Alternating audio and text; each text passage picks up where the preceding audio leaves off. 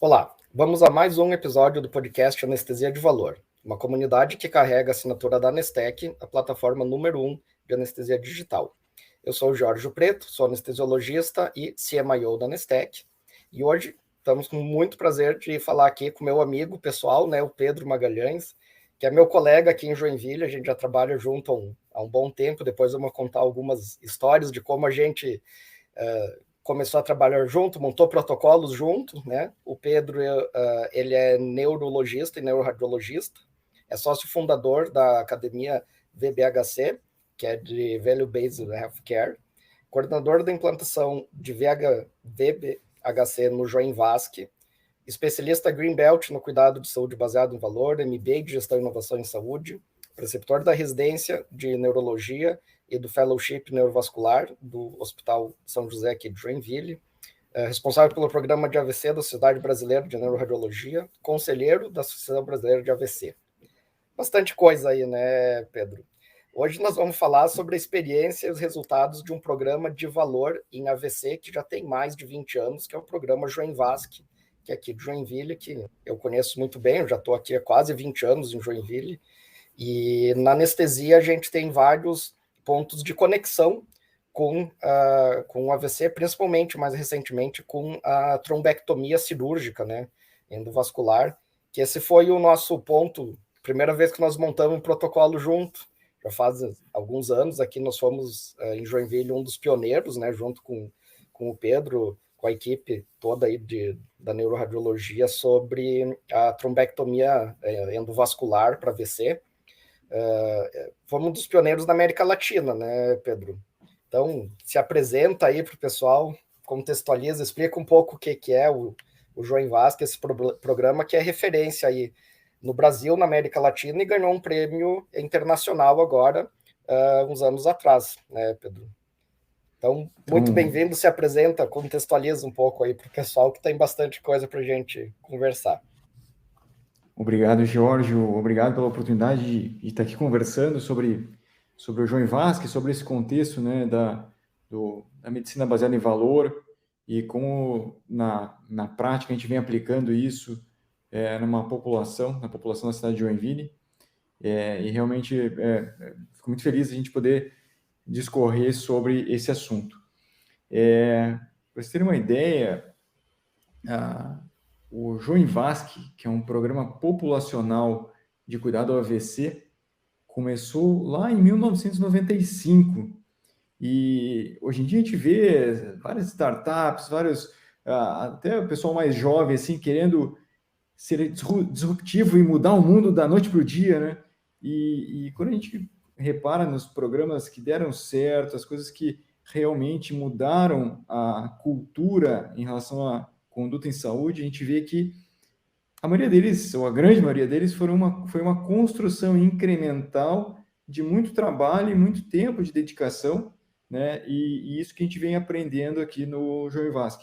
Então, imagine que, no cenário de 1995, 3 neurologistas jovens vieram para a cidade de Joinville e assumiram um hospital geral, um hospital que não tinha nenhum tipo de protocolo de tratamento de AVC.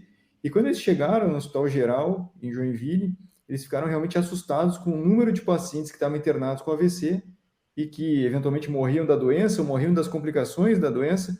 E a primeira pergunta que eles fizeram, tendo vindo de uma residência bem super boa, mas muito da neurologia da época, que era a neurologista em 1995 gostava de doenças raras, distúrbios do movimento, e o AVC acabava nem ficando com o neurologista. Então, eles primeiro tiveram esse choque de realidade e tiveram a primeira conduta, que eu acho que foi o pontapé inicial do programa Joinvasc, que foi decidir fazer um estudo epidemiológico na cidade para entender se estava acontecendo alguma coisa diferente em Joinville, que tinha tanto AVC, ou essa era a realidade normal dos países das cidades da América Latina.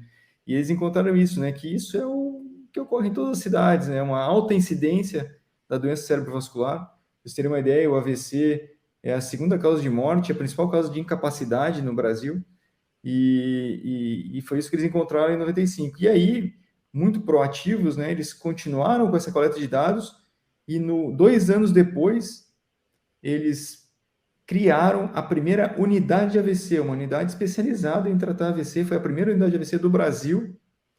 Então, aí, eu acho que foi o segundo ponto que permitiu a criação do Joinvasc. Primeiro, dados, né, que fizeram o diagnóstico da situação, e logo depois a reação do sistema de saúde, né, muito ainda encabeçada por esses 3 neurologistas, que criaram a primeira unidade de AVC do Brasil, inclusive em um hospital público, né, na cidade de Joinville. E aí a unidade de AVC, que não é uma UTI, não é um conceito diferente, é um conceito multiprofissional que cuida do paciente com AVC, reabilitando ele precocemente e evitando as complicações clínicas da doença aguda e subaguda.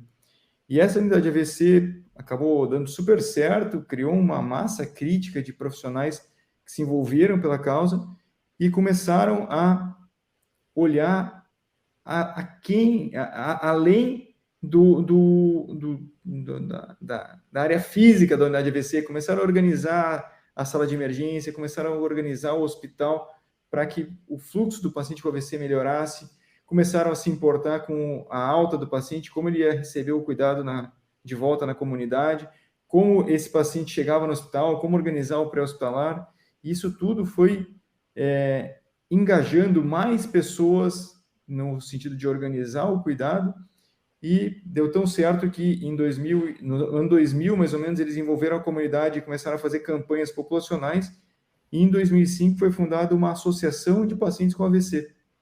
Aí tu imagina que tinha aí nos primeiros 10 anos do Joinvasc dados robustos e contínuos da comunidade, de incidência, prevalência, mortalidade e alguns dados hospitalares já. Tinha as melhores práticas baseadas em evidências sendo implementadas numa unidade AVC, e tinha o apoio da comunidade através de uma associação de pacientes. E esse tripé de troca de conhecimento e aprendizado entre profissionais de saúde, dados e a comunidade permitiu que o Joinvasc fosse crescendo, acho que aí incrementalmente, né, em direção ao valor. E naquela época, Jorge, tu sabe bem assim, a história do cuidado de saúde baseado em valor. Nem existia ainda essa teoria, né, que foi desenvolvida na Escola de Negócios de Harvard pelo Michael Porter e pela Elizabeth Teisberg, e o livro deles foi lançado em 2006, e tu vê que em 2005 a gente, no Joinvasc, já tinha o tripé, né, que no futuro viria a ser chamado de valor, e isso tudo foi realmente um crescimento orgânico, não premeditado, e que acabou, né, tendo essa evolução com o tempo. E aí, cada vez mais demonstrando dados para o gestor e para a comunidade, tu vai ganhando mais força e credibilidade, e aí o gestor começou a apoiar cada vez mais o tratamento do AVC, e isso estou falando de um hospital público, né, no SUS. E para vocês terem uma ideia, o próximo passo, depois da unidade AVC, para o cuidado do paciente com doença cerebrovascular, foi a trombólise endovenosa, fazer a trombólise com a medicação chamada alteplase, e isso foi aprovado nos Estados Unidos pela FDA em 1995, e a primeira vez que nós trombolizamos um paciente em Joinville no SUS foi em 1998, então 3 anos depois já estava fazendo a medicação no SUS no Brasil, aqui na cidade de Joinville, por essa cultura de realmente entregar aquilo que tem que ser feito pelo paciente com AVC. E o gestor tanto apoiou isso que, a partir daquele momento, se tornou rotina no hospital público aqui a trombólise endovenosa, e essa conduta só foi endossada pelo Ministério da Saúde, só se tornou uma política de saúde pública no Brasil em 2012. Então, muitos anos, mais de uma década antes, já vinha sendo feito no Joinville. Por quê? Porque eram profissionais de saúde que estavam focados no melhor atendimento para o paciente, baseados em dados, e os dados sendo compartilhados com a comunidade e com o gestor, e isso cria esse ambiente virtuoso de confiança e credibilidade nas condutas e nos próximos passos de evolução, de melhoria do serviço. Da mesma forma, e a história se repete, quando em 2012 nós começamos a fazer sistematicamente um procedimento endovascular para tratar o AVC grave. os AVCs isquêmicos mais graves, por oclusão de grandes artérias, têm um tratamento chamado trombectomia mecânica, que só foi aprovado no FDA americano em 2015. Mas desde 2012 nós já tratávamos no SUS os pacientes com AVC e oclusão de grande vaso, porque, de novo, a Prefeitura Municipal de Joinville, tendo em vista os dados que nós demonstramos para eles, começou a apoiar e a pagar do próprio bolso esse tratamento, permitindo que nós pudéssemos fornecer isso para a população. E o legal disso, até tem uma história anedótica aqui, Jorge, eu gostaria de compartilhar com vocês, que foi um colega anestesista, né, Dr. Tomil Tomita, que era o diretor do hospital e estava na hemodinâmica conosco, quando chegou um paciente jovem com AVC grave, e aí nós falamos para ele assim, Dr. Tomil, nós temos uma alternativa para esse paciente, isso lá em 2012, né? Mas não existe aqui, não tem material aqui no hospital, só tem nos hospitais privados e tal. E ele falou, não, faz o que for, vamos lá pegar o material e vamos tratar esse paciente. Nós tratamos o paciente melhorou imediatamente na frente dele, né? E aí ele, na hora, se convenceu assim, não, isso aqui tem que ter aqui no SUS, tem que ter para todos os pacientes. E isso foi um anestesista, né, o Dr. Tomil, que realmente autorizou o início da trombectomia mecânica em Joinville, e foi muito legal isso, porque, de novo, baseado em dado, hoje nós conseguimos mostrar para o gestor que não só foi a escolha certa do ponto de vista clínico, nós mudamos completamente a mortalidade da doença na população, mas também, um ponto interessante é que hoje nós temos, baseado nos dados de Joinville, a prova de que foi uma escolha extremamente custo-efetiva, né, economizando, inclusive, recursos do sistema de saúde no médio e longo prazo. Né? O tratamento endovascular no SUS, hoje, comprovadamente, ele é custo-efetivo no curto prazo e é dominante, né? Ele economiza recursos num prazo maior, aí, estima a partir do terceiro ano da sobrevida do paciente, ele já está economizando recursos, inclusive no sistema de saúde público brasileiro. E todos esses dados, incrementalmente, né? Eu gosto muito dessa palavra porque eu acredito que essa construção ela é feita de muito trabalho e de comprovação, e a gente vai melhorando, né, aos poucos. Todos esses dados, tanto da unidade AVC, depois a trombólise e agora a trombectomia, abastecem o Ministério da Saúde, e Joinville hoje é um dos modelos para o Ministério da Saúde para definição das políticas públicas no Brasil relacionadas ao AVC. Então, em 2012, quando foi escrita a portaria ministerial para criar a lei, né, do SUS que rege o cuidado do AVC no Brasil, foi embasado no que a gente fazia na unidade AVC, criada em Joinville em 97.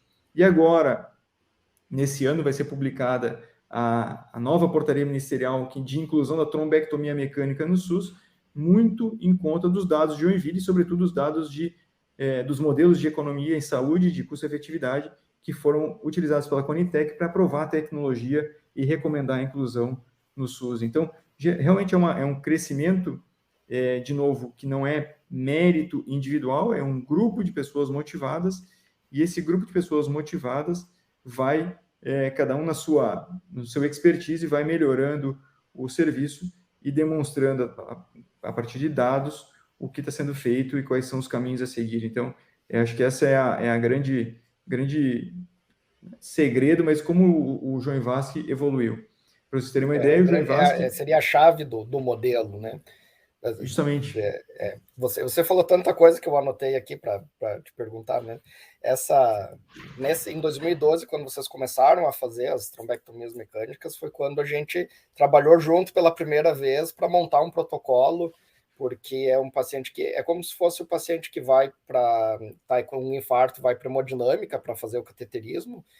O profissional anestesista junto, um paciente grave, né? O paciente de AVC, às vezes, ele não está contactuante, ou ele está com alguma disfunção grave, ele pode estar com obstrução de via aérea, com problemas respiratórios, às vezes ele está super hipertenso. Então, a participação do anestesista nessa emergência, porque tem tempo porta trombectomia também, né? Que quanto mais rápido a gente fizer, é melhor. Então, a equipe toda tinha que estar alinhada, saber o que fazer, como é que funcionava, que medicação usar, como é que era, e foi o primeiro protocolo que a gente criou e trabalhou junto pela primeira vez, né? Já faz um bom tempo, né? Já faz um tempinho. E o que eu você... acho que Você foi falando ali, né, cara, sobre dados. Quando você só consegue comprovar porque você já tinha os dados históricos do passado, né? Então você sabe a realidade da tua população, você sabe qual era o custo de um AVC grave nos próximos 5 anos, até a mortalidade do paciente ou as complicações que ele tinha, e aí eu sei que se eu tratar esse AVC em 2, 3 horas, ou no máximo, né, até 8 horas, eu consigo melhorar tantos por cento, melhorar a sobrevida, melhorar a funcionalidade, e isso vai ter uma redução do custo. Cara, e você já tem esse dado da tua população. Então, fica muito... não digo que fica fácil, porque nunca é fácil, mas fica muito mais objetivo você discutir isso com o gestor. Então, todo esse trabalho, desde lá dos anos 90 até agora, ele traz essa base para você poder aplicar esses conceitos na tua população e mostrar para o gestor. Então, cara, fazer isso num hospital público realmente é porque você tem dados quase que incontestáveis, né? A gente sabe que às vezes você tenta pôr um projeto num hospital privado para redução de complicações, e o pessoal fica meio assim, não vai, é literatura americana, que não sei se é bem assim, e essa discussão ela é cíclica, né? Volta e meia a gente tem uma situação dessas, mas não sei, será que vale a pena? Não, mas é custo efetivo na Europa, nos Estados Unidos, no Japão, mas no Brasil não sei. Né? E quando você tem no dado da tua população estruturado, organizado, você transforma isso em uma decisão muito mais objetiva. E uma coisa que às vezes o pessoal ele que não está acostumado tanto a trabalhar com dados, com valor e com gestão, cara, para você falar disso, você precisa de volume de dados. Não é com 100, 200 pacientes que você vai comprovar alguma coisa. Você precisa de uma massa de dados muito grande. Então, muitas ideias, muitos programas, eles morrem porque o cara ele acha que em 6 meses ele consegue já estar mostrando resultado. E às vezes você precisa de anos, de massa de dados. E isso, como o pessoal começou, realmente foram visionários, né? Lá nos anos 90, de já construir um banco de dados que seria passível de ser analisado, né? E eu imagino que deve ter sido bem difícil captar esses dados. Se hoje já é difícil, antigamente deve ter sido muito difícil, mas o pessoal já enxergava a importância disso, né? Eu queria que você falasse um pouco como que é hoje a dinâmica para captar. Eu sei que vocês acompanham o paciente por muito tempo, então vocês têm os dados depois que ele está em casa, como que é a equipe que precisa para fazer isso, a estrutura que vocês têm que ter, o tamanho, né? Quantos pacientes vocês têm cadastrados, dá uns big numbers assim para o pessoal ver o tamanho desse programa, né? E porque que ele é referência no Brasil, que ele modifica a política pública, que ele começa tão cedo em hospitais públicos mesmo, que não é algo, a gente acha sempre que o hospital público é o último a conseguir as coisas, né? Mas aqui vocês estão mostrando na vida real que com dados organizados, estruturados, você consegue, no hospital público, ser pioneiro, o que é algo realmente muito peculiar e que tem muito mérito, né? Eu concordo muito contigo, assim, Jorge, que retrospectivamente olhando, né, o grande mérito do João Vaz, que além do envolvimento multiprofissional e da comunidade, mas sem dúvida tudo isso não teria a notoriedade que acabou tendo se não tivesse dados muito sólidos, né? Então, como eu falei lá no início, em 95, eles começaram com o primeiro estudo epidemiológico e isso era feito de maneira braçal, assim, né? Como a maioria dos serviços fazem. Algum dos profissionais do serviço se dedica a coletar os dados em uma pequena tabela de Excel, e esses dados vão ganhando cada vez mais inputs, e no começo dos anos 2000, com o apoio da universidade, eles resolveram criar o programa de coleta de dados populacional. Então, era focado muito na cidade, no hospital público, que era o hospital de referência para AVC na cidade, e aí nos anos 2000 eles resolveram, adotando uma metodologia dos STEPS da Organização Mundial da Saúde, e começaram a desenvolver um estudo populacional. O que é isso? todos os hospitais, todos os casos ambulatoriais e todas as mortes relacionadas ao AVC são captados. Então, a gente tem uma visão de toda a população da cidade de Joinville, público e privada, da incidência do AVC, da mortalidade. E, além disso, eles criaram uma estrutura de seguimento dos pacientes, né, fazendo o follow-up após a alta do paciente, durante 5 anos, né, para acompanhar os desfechos em saúde. E isso foi extremamente relevante, começou a funcionar em 2003, funcionou muito bem, até que um prefeito, em 2007, que assumiu a prefeitura da cidade, achou que era uma grande bobagem ficar estudando isso, né, e que ele não queria os profissionais de saúde, enfermeiros, sobretudo, envolvidos nisso, e acabou com o programa, né, chegou e falou assim, acabou, vou mandar os enfermeiros para o posto de saúde aí, porque eu quero que eles trabalhem, não fiquem aí coletando dados.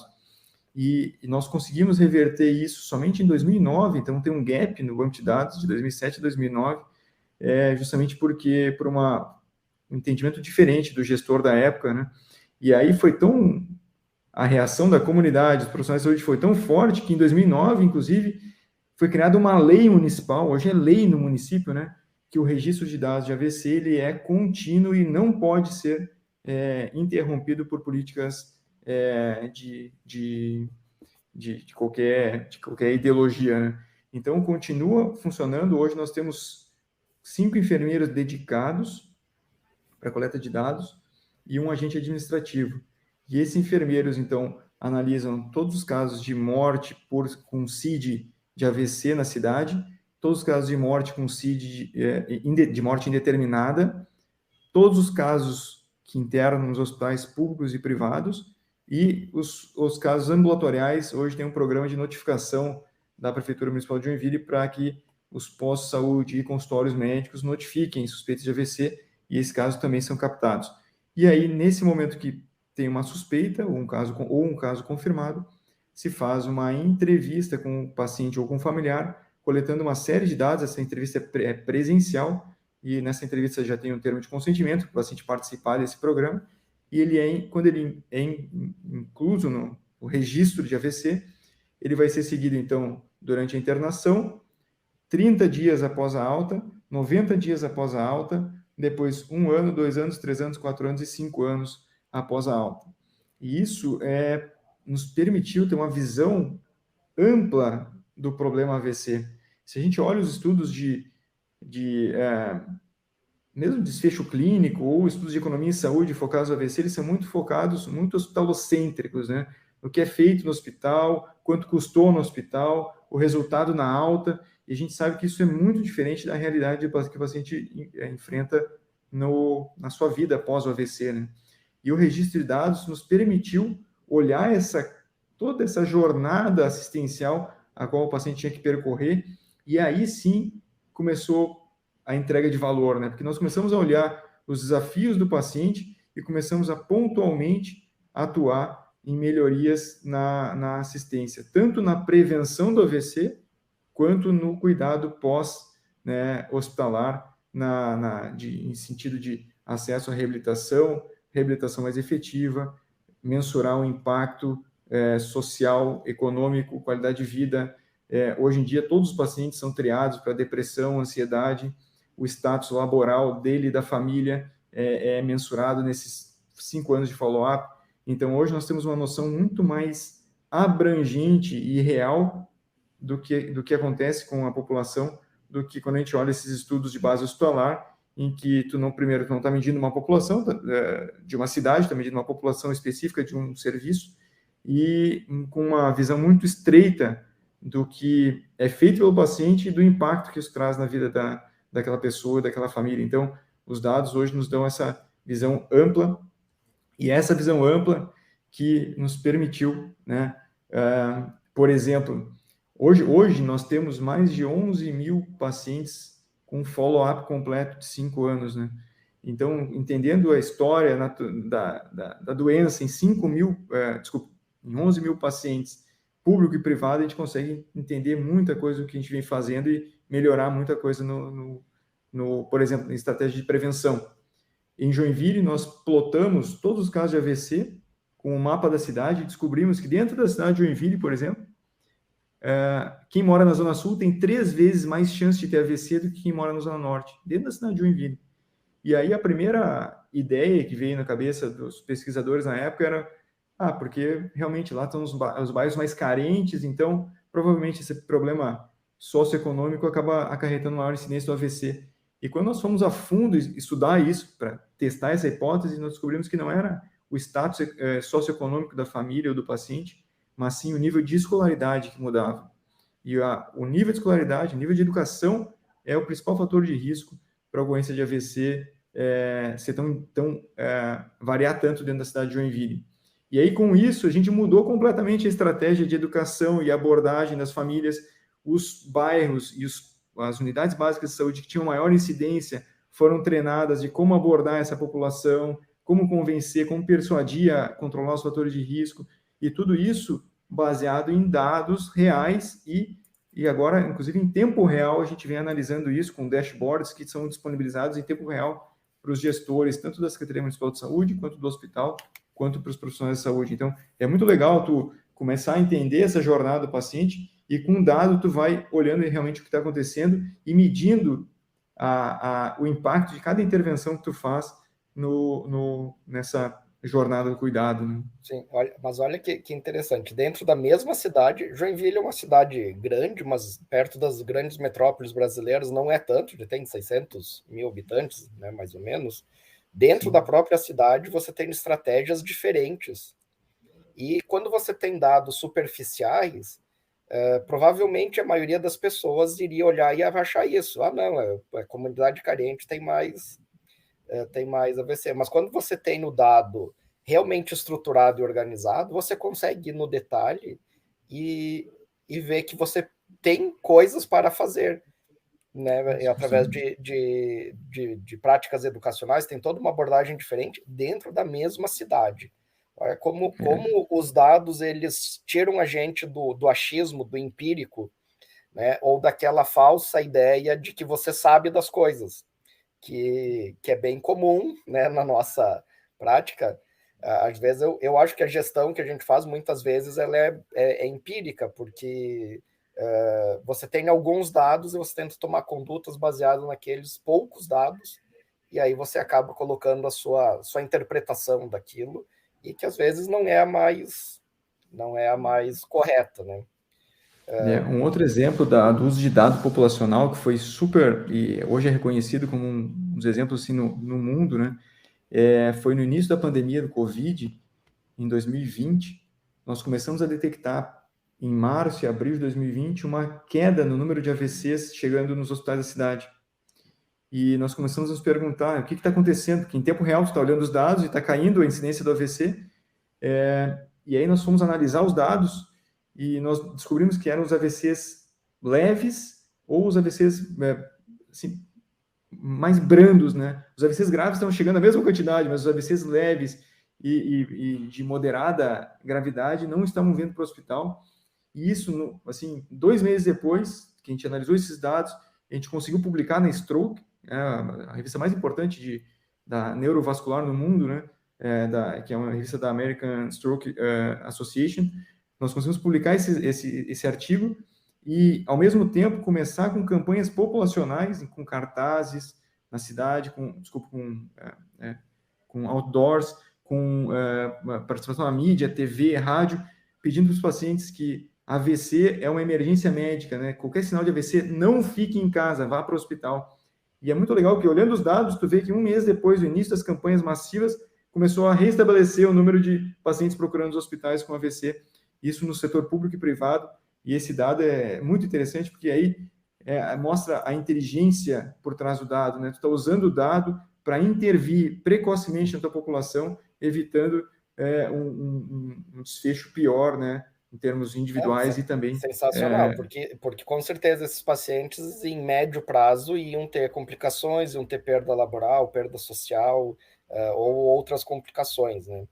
E isso é uma dos slogans, né, que a gente sempre fala na Nestec, né, que a gente está libertando a inteligência nos dados do transoperatório, porque dados transformação digital é você transformar em em digital. Não quer dizer que você consiga resgatar, analisar e tirar insights, tirar predição, que é o que vocês fizeram. É isso que a gente se propõe a fazer na Nestec. Por isso que a gente fala, a gente está libertando tudo que tem de inteligência por trás dos dados do transoperatório. E uma outra coisa que você falou antes, eu não queria passar isso porque eu acho que é muito importante, que a gente tem uma visão muito míope intra-hospitalar, que você acaba, o que eu vejo hoje é corte de custo hospitalar. Então, quando você, sobre uma pretensa fala de transformar em valor, na verdade você está fazendo só redução de custo, né? Você coloca como alta precoce, como algo que gera valor, mas na verdade você está só olhando redução de custo. Redução de custo. Tá? E a gente só consegue fazer isso porque a gente tem dados razoáveis dentro do hospital. Da porta para fora do hospital você não tem dado de quase nada. E essa que é a grande diferença do programa. Porque, principalmente, na anestesia a gente fala, né? A jornada do paciente anestésico cirúrgico acaba na reabilitação funcional do paciente. Seja no mesmo dia, na semana, 6 meses depois, ou no caso de uma cirurgia oncológica, até alguns anos depois. No AVC é exatamente isso, né? Então, você dá uma alta precoce para um paciente com AVC, ele não consegue fazer uma fono, uma fisioterapia, e daí, uma semana, 10 dias depois, 15 dias, ele interna com uma pneumonia aspirativa. Aí faz uma sepse, fica entubado, e às vezes essa segunda complicação não é relacionada ao primeiro evento. Ou Sim. Esse paciente pode fazer uma pneumonia mais leve e ser tratado ainda ambulatorial, mas aí sim, você não sabe. Não estou falando no caso de vocês, né? Mas vamos dizer, o paciente faz uma pneumonia aspirativa porque ele teve uma complicação leve no pós-operatório de uma outra cirurgia, ele vai, ele toma antibiótico, ele ficou mais uma semana afastado do trabalho, então você prolongou a reabilitação funcional desse paciente por uma semana e ninguém sabe. Isso não entra na conta. E aí, quando você junta isso tudo, você pode falar de valor, porque você tem que olhar o depois, você tem que olhar pelo ponto de vista do paciente. E o pessoal do João Vasco foi muito visionário, né? Então, em colocar a comunidade junto, desde lá do início, né, 20 anos atrás, quase, o pessoal já tinha a comunidade junto, porque você tem que ouvir o paciente. Porque para o paciente, ele quer reabilitação depois do AVC e depois da cirurgia, ele quer ter reabilitado. O paciente da prótese de quadril não quer saber qual prótese você usou e que anestesia você fez. Ele quer estar andando sem dor depois de alguns meses. E você tem que escutar isso do paciente, avaliar a capacidade laborativa, funcional, você está deprimido, você voltou ao trabalho, você inviabilizou uma outra pessoa da família para cuidar daquele paciente que ficou com sequela do AVC. Aí, quando você começa a ter essa visão macro, você entende, né, o que é realmente falar de valor. E eu queria que você contasse um pouco da tua história, porque você entrou aí em Joinville, começou a trabalhar, deve ter se encantado com esse programa, com medicina baseada em valor, e foi fazer Green Belt, foi estudar sobre medicina baseada em valor, foi um dos fundadores da Academia de Medicina Baseada em Valor. Me explica um pouquinho como é que foi esse teu contexto, explica ao pessoal o que é o Green Belt, que eu acho que a maioria da nossa audiência não sabe o que é. Então, é ótimo, Jorge. Eu acho que a jornada de valor, de novo, inicia com a coleta de dados do desfecho do paciente, né? Isso que tu falasse, que nós temos que entender que para o paciente interessa o desfecho funcional, o desfecho de qualidade de vida, o desfecho de dor, e o sistema de saúde como um todo não mensura isso, né? A gente hoje mede muito processo, qualidade, segurança, custo intra-hospitalar e acaba esquecendo que o resultado que realmente interessa para o paciente é aquele da vida real, né? De sair dali, de voltar a trabalhar, no caso do AVC, de voltar a se alimentar sozinho, voltar a segurar um filho no colo, né? Isso que interessa para o paciente, esse desfecho que falta na medicina clássica, assim, e eu acho que a saúde baseada em valor vem para resgatar isso, né? Realmente botar o interesse do paciente no centro de toda a estrutura assistencial, e esse desfecho ele é inquestionável, né? A busca por esse desfecho é inquestionável e todos os stakeholders têm que se alinhar de certa forma para buscar isso. E eu sou prata da casa, que eu vim fazer minha residência de neurologia em Joinville em 2006, já querendo fazer a neuroradiologia intervencionista, e passei um tempo fora, primeiro em Porto Alegre, depois nos Estados Unidos, e aí voltei para Joinville em 2011 para trabalhar na equipe, trabalhar no Hospital São José, mas naquela época, de novo, não pensava em fazer valor e tal. Em 2012 eu me tornei voluntário do Joinvasc, para ajudar nas revisão dos dados, revisão do input de dados e para ajudar a escrever os artigos científicos e tudo. E isso foi uma escola, assim, né, de aprender, primeiro, a base de tudo com dados, né, trabalhar com Big Data mesmo, com todas as dificuldades que vocês podem imaginar, um hospital público ter que lidar com dado populacional, dificuldade tecnológica, dificuldade de orçamento, dificuldade de profissionais capacitados para fazer isso, e a gente foi realmente treinando a equipe. Para vocês terem uma ideia, a equipe de enfermeiros que trabalha no Joinvasc, ela foi, desde o início, houve um acordo de que eles iam continuar estudando, e todos eles fizeram mestrado, depois doutorado. Então, realmente foi um time que foi construído aos poucos, né? Isso foi uma visão fantástica do professor Norberto Cabral, né, neurologista que iniciou essa coleta de dados em Joinville, e de capacitar a equipe, né, trazer o time junto. E aí, hoje, o time é super capacitado e faz isso quase que sozinho.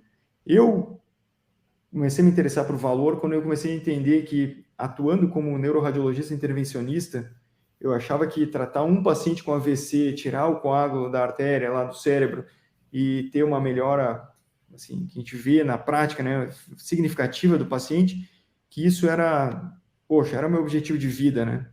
E aí, quando eu me deparei com os dados, assim, populacionais, eu vi que menos de 1% dos pacientes com AVC em Joinville tinham acesso à trombectomia mecânica, e que os outros 99% acabavam tendo que lidar com o problema do AVC e com as consequências do AVC para o resto das suas vidas, né? Se não morriam da doença, na maioria das vezes vai ter que lidar com a incapacidade ou com algum tipo de sequela. E aí começa a repensar, né, se é realmente isso, atuar no indivíduo, ou se tu pode olhar de uma maneira mais geral para a população.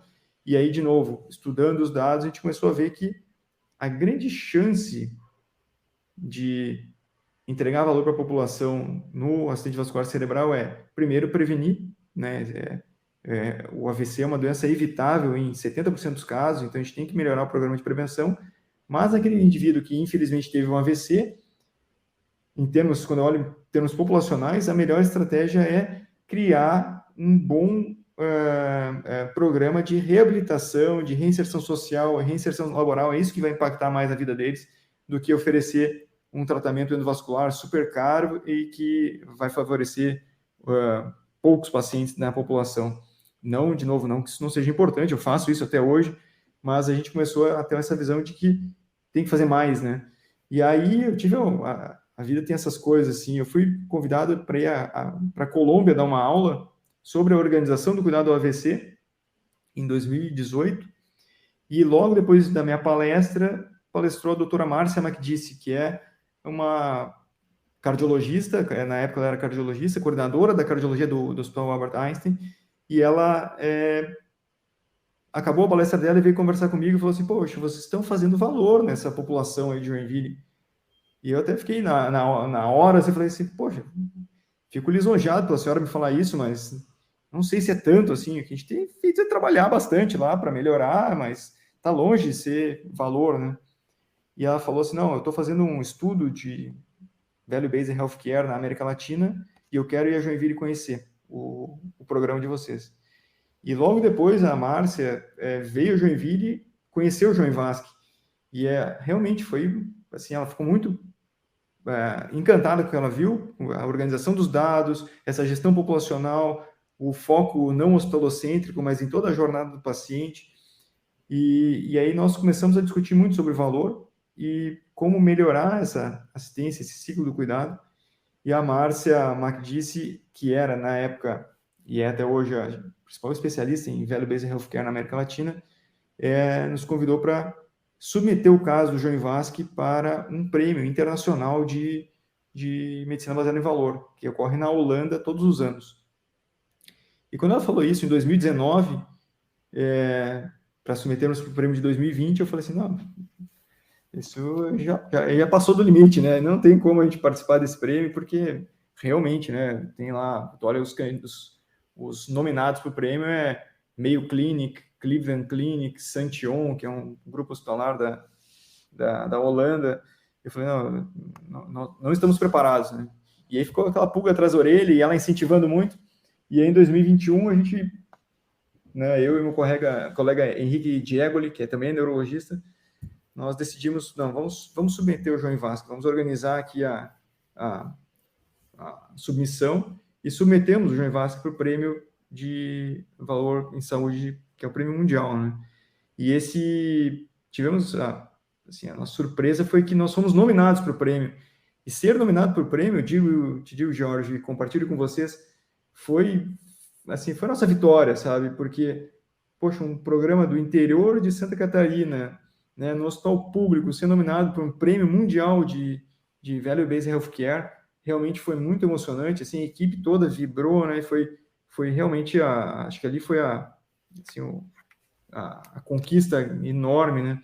E aí chegou no dia do prêmio, nós estávamos, né, bastante motivados em ganhar um prêmio comunitário, porque tem um prêmio que a comunidade tinha que votar na iniciativa mais interessante, e a comunidade de Joinville, por ter toda essa abordagem do João Vasque, apoiou muito a universidade, a prefeitura. Então nós estávamos ganhando, assim, iríamos ganhar o prêmio da comunidade, né? E já era o nosso motivo de festa.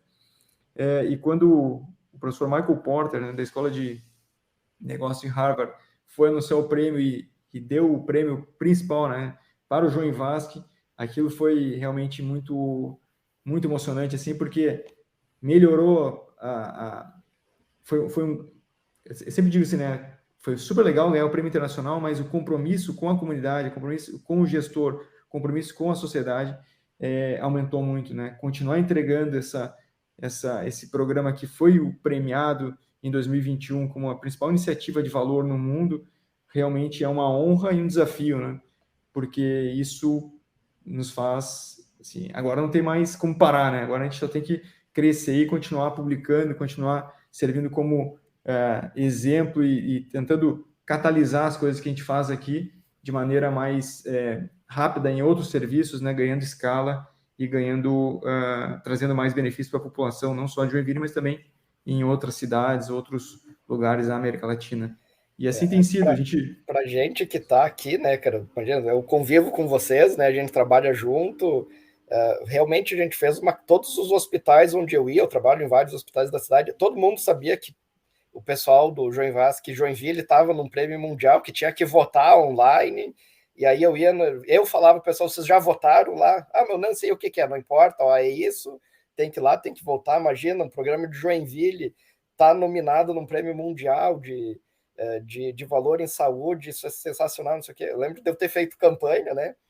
E foi sensacional, né, cara? Bem, isso assim, é muito inspirador a gente ver que uma cidade do interior, um hospital público, conseguiu fazer um programa que já dura mais de 20 anos, baseado em valor mesmo de antes desse conceito existir, né? Olhando do ponto de vista para a população como um todo, reabilitação, escutando o paciente, vendo como que o paciente fica, e ser reconhecido internacionalmente, assim, que o Michael Porter chamou vocês, né, cara?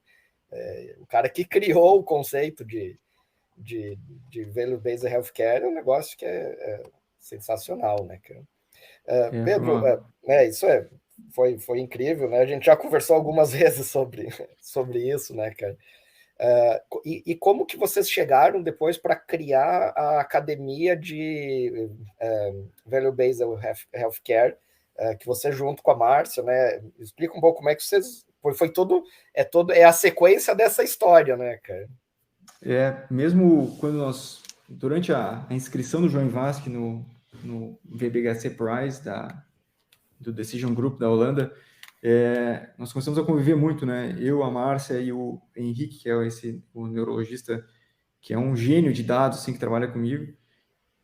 E a Márcia é uma pessoa inspiradora por essa visão ampla que ela tem, assim, ela estava estudando o VBHC na América Latina, então ela tinha ido para vários países estudar os cases que existiam, e a Márcia um dia chegou e falou assim, poxa, a gente precisa transformar o acesso e o conhecimento, a cultura da assistência à saúde na América Latina e começar a focar em valor, né?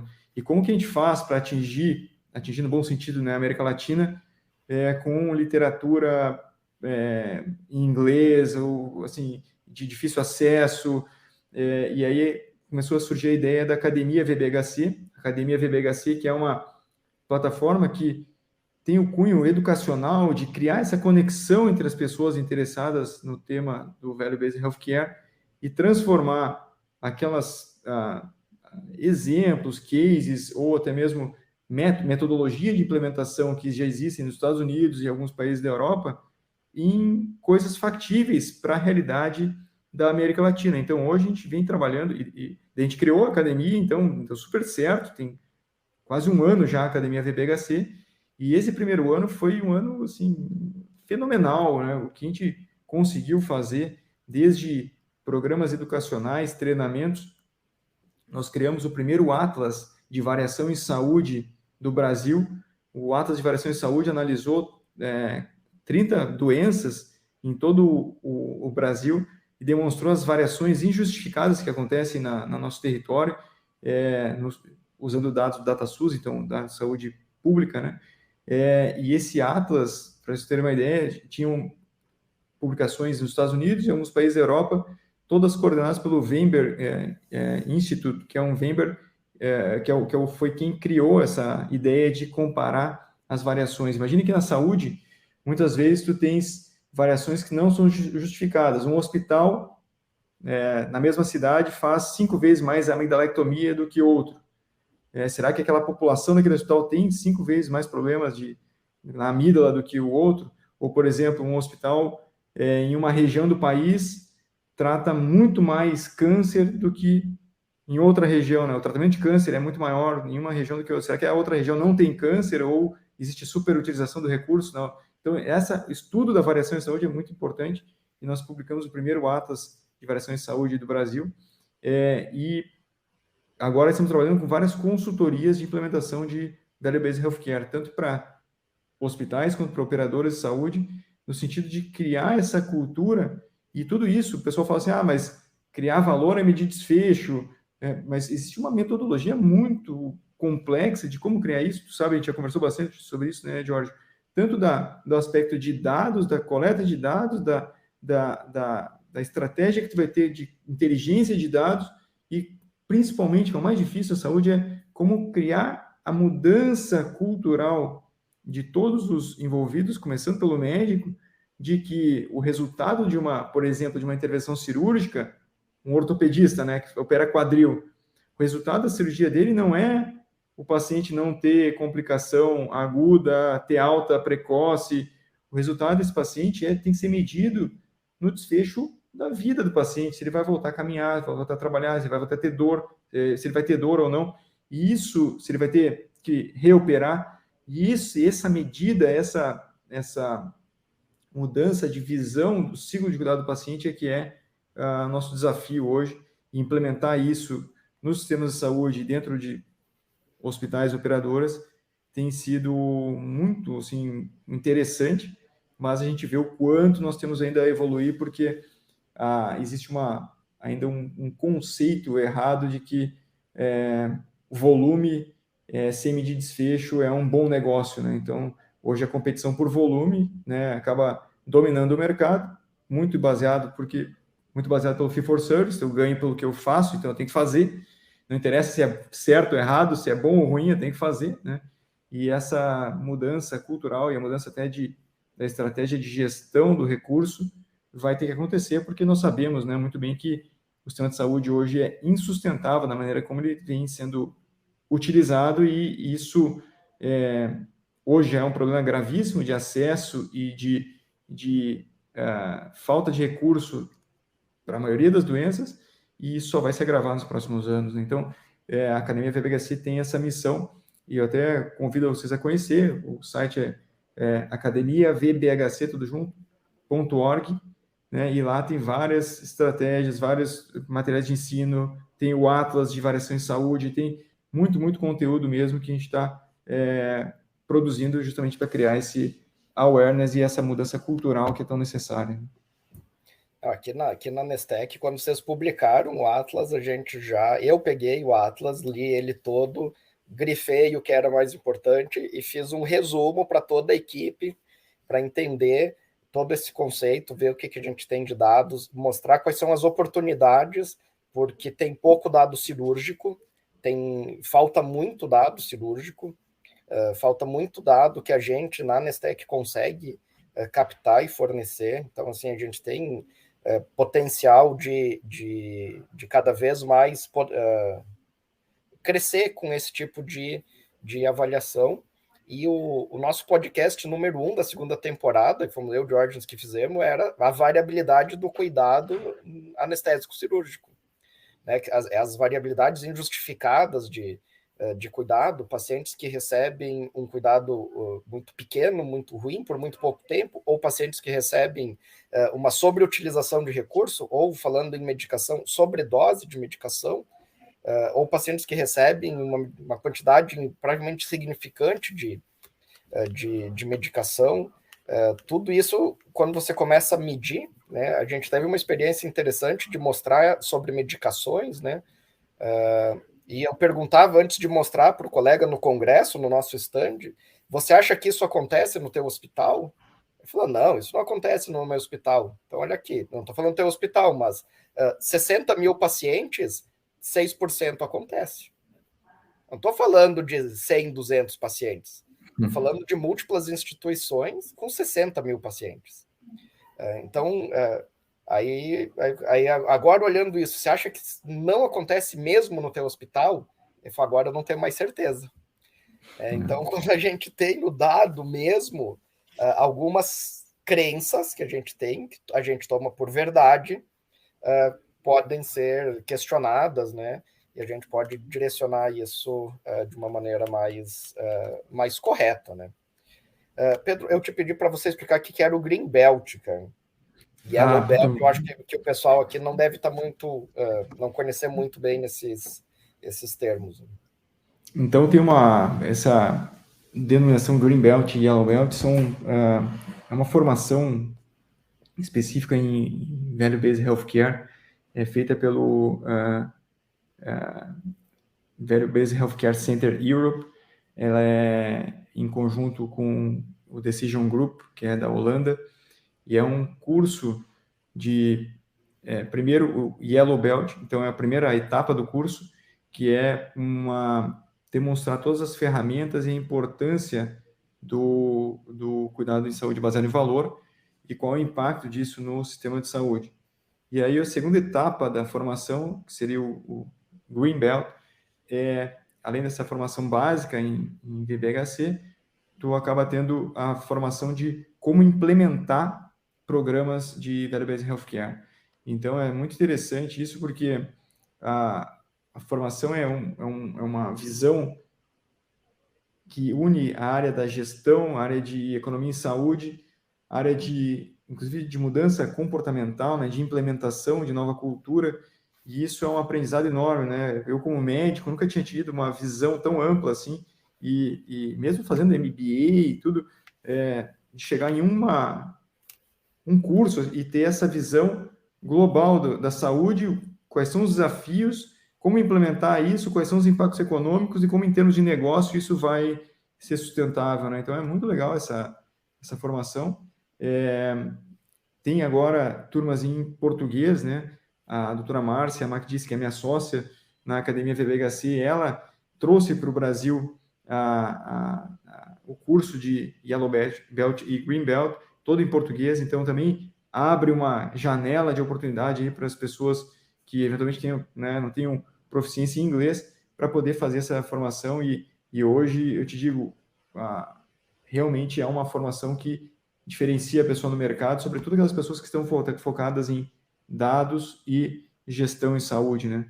A última turma do Brasil de Yellow Belt começou ontem, para ter uma ideia, e foi assim, esgotar as vagas rapidamente e já tem fila de espera para a próxima turma. Então é muito legal isso, porque realmente parece que está havendo uma mudança cultural em direção a um novo entendimento do que é a prestação de saúde e, sobretudo, trazendo valor para o paciente. Eu acho que essa mudança, essa consolidação do sistema que a gente está tendo de saúde, que é as grandes operadoras, donas do hospital, quando você é operador e dono do hospital, você tem que olhar o longo prazo do paciente. Não adianta você só querer cortar custo no hospital.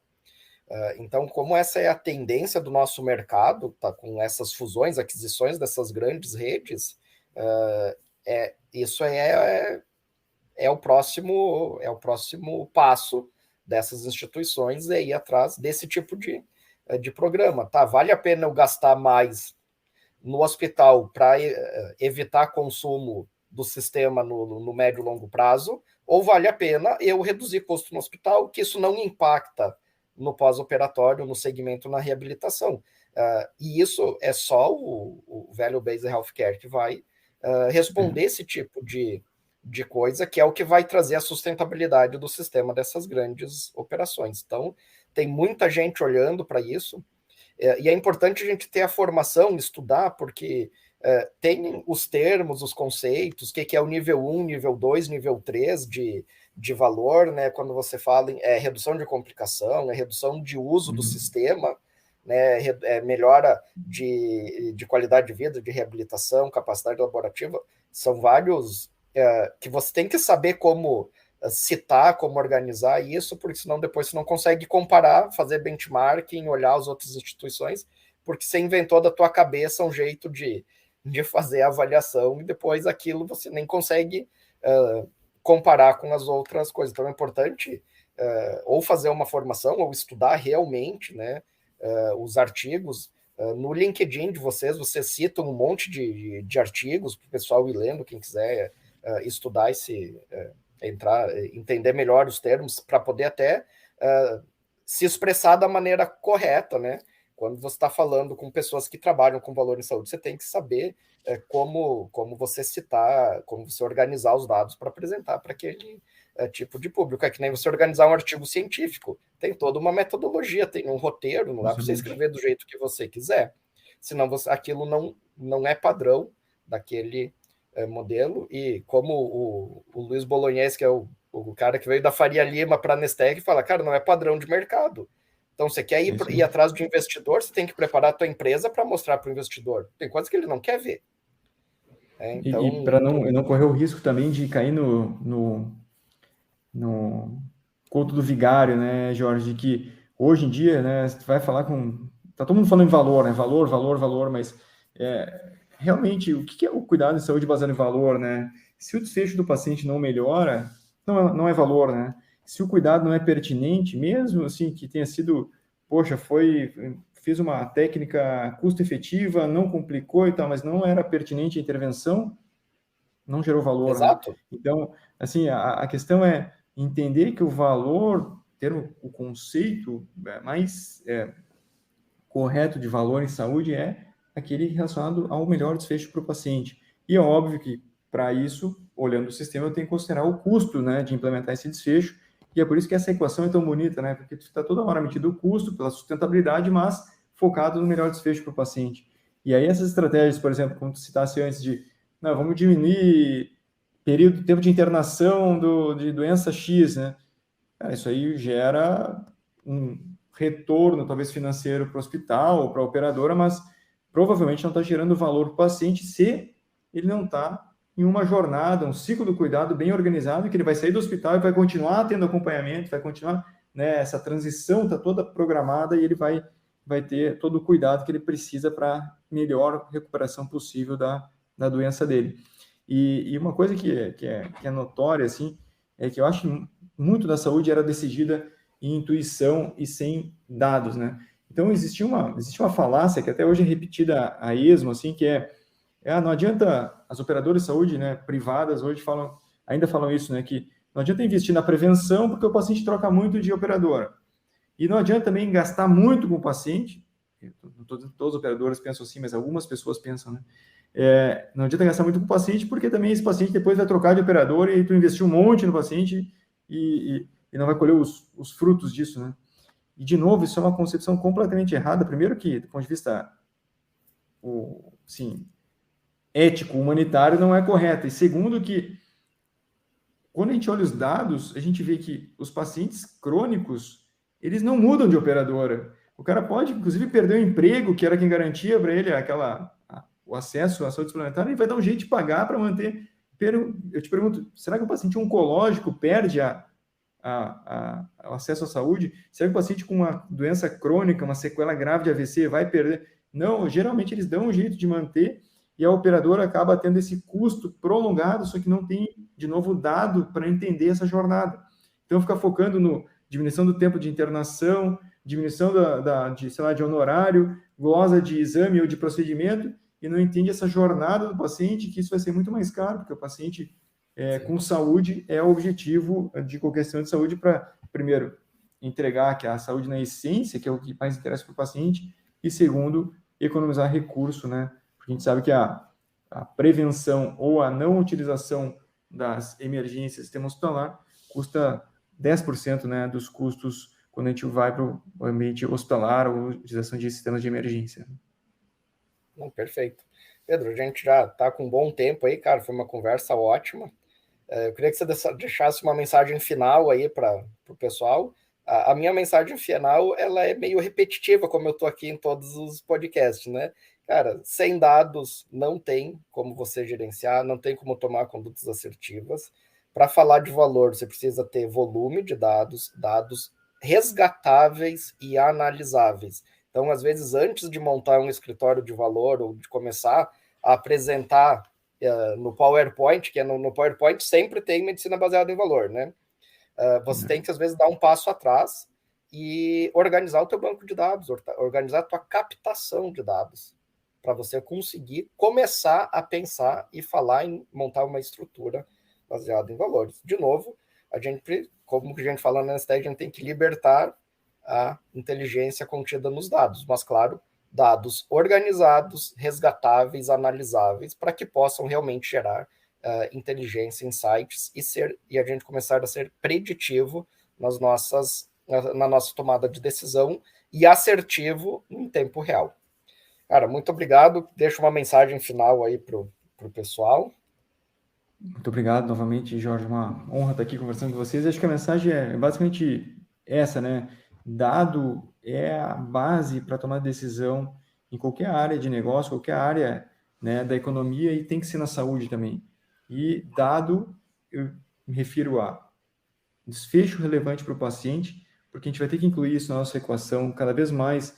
As operadoras de saúde, a própria ANS e o Ministério da Saúde vão começar a falar nisso, e nós logo vamos estar numa nova época da ciência de saúde em que isso vai ser mensurado sistematicamente e vai ser relevante não só para o desempenho das organizações, mas também para remuneração, né, baseada em desfecho.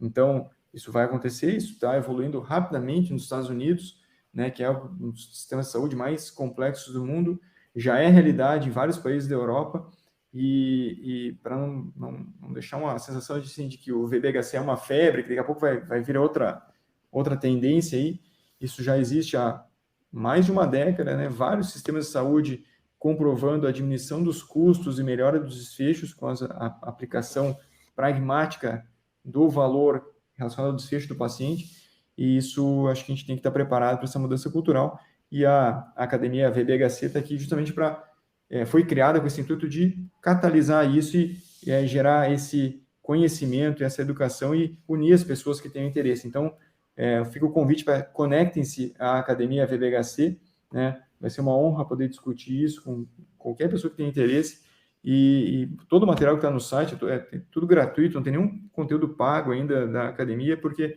nosso intuito realmente é criar essa visão educacional, essa visão abrangente de valor, e aí poder construir isso junto, né? O cuidado baseado em valor é um esporte de time, né? De equipe. Ninguém vai fazer isso sozinho, né? Ninguém vai implementar valor baseado numa conduta ou num silo de especialidade ou isolado dentro do hospital, né? O interesse do paciente é muito maior que isso, né? E a saúde, em sua essência, exige a organização dos profissionais de saúde para entregar ou manter esse paciente ou a pessoa, o indivíduo, na sua melhor estado possível, né?